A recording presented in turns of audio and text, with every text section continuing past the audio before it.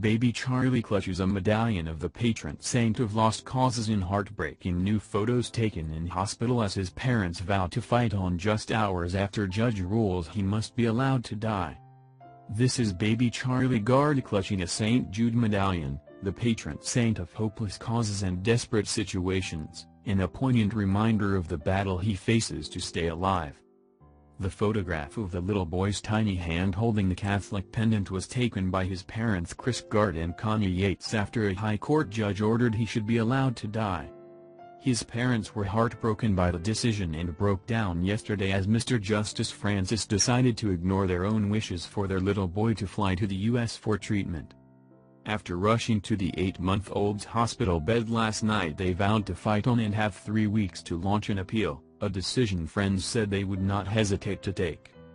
They will fight to the bitter end, they won't give up. They love that little boy, and while there's still some hope, they will carry on, a family friend told the Daily Mail. As the judge's ruling was delivered, his words were almost drowned out by a mournful wail of despair. Mr. Gard could not bear to hear the words he had dreaded, that his beloved son should be allowed to die. Slumping forward, he sobbed a low mournful cry which echoed around the courtroom, while Miss Yates wept silently beside him. The parents had begged the High Court to give their baby son his one chance at life-experimental treatment in the U.S. But Mr. Justice Francis ruled that such treatment was not in Charlie's best interests, as it could not reverse his severe brain damage but could cause him pain. The judge ruled doctors at Great Ormond Street Hospital should stop his life support treatment.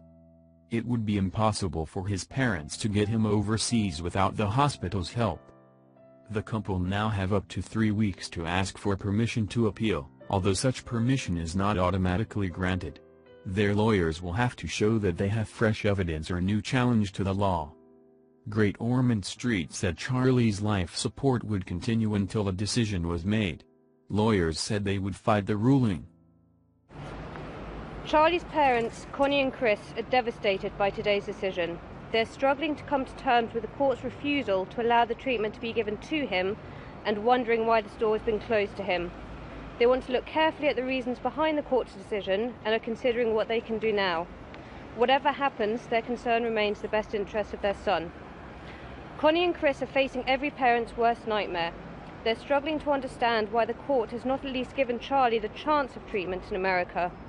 The medical evidence is complex and the treatment offered potentially groundbreaking. These are not easy issues, and they remain utterly committed, like any parent, to wanting to do their utmost for their child. Their total dedication and devotion to Charlie has been recognised by all parties concerned, including the judge. That is right, nothing less could be said of them. This court has had to face one of the most fundamental issues for any court. It has not been easy. Lessons do, however, need to be learnt about how medical professionals face decisions such as this, how they act with sufficient speed, and how they communicate with the families of desperately ill children such as Charlie. It is regrettable and inexplicable that much of the reasoning for their decisions only came to light after proceedings had been issued. It is too simplistic to say that had matters been handled better, Charlie would be well, but undoubtedly it did not assist. Connie and Chris finally want me to make clear how profoundly grateful they are for all of the help and generosity they have received throughout this time. This has been a difficult and painful case, and the support and phenomenal kindness of countless people has been a source of strength. They want me to pass on their thanks and have asked that they now be allowed some time to consider what they do next. Their immediate priority is returning to and spending time with Charlie. Thank you.